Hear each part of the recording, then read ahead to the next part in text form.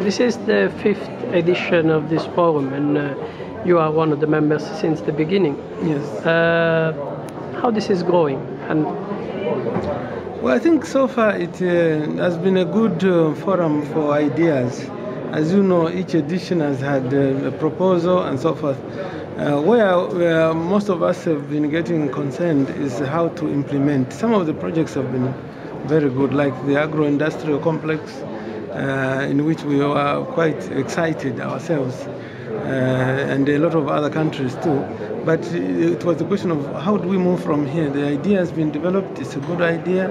How do we get entrepreneurs interested? How do we do the infrastructure required? Those are the key issues.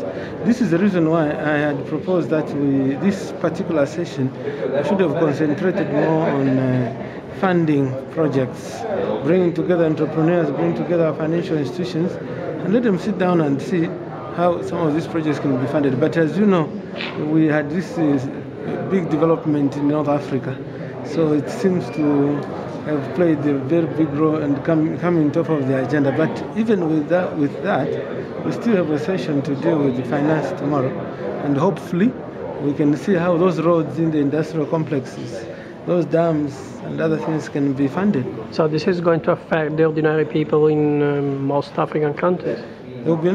This is going to affect the lives of most ordinary citizens in the industrial countries. complexes, the agro-industrial complexes are implemented, they can have a positive impact. One, because they are linked to agriculture. If the farmers, the small farmers, can produce a lot of produce which is processed, there is value addition, but also increasing the incomes for those farmers who probably previously had no market. So it's one way you can influence the lives of many people, because most of our people live off the land.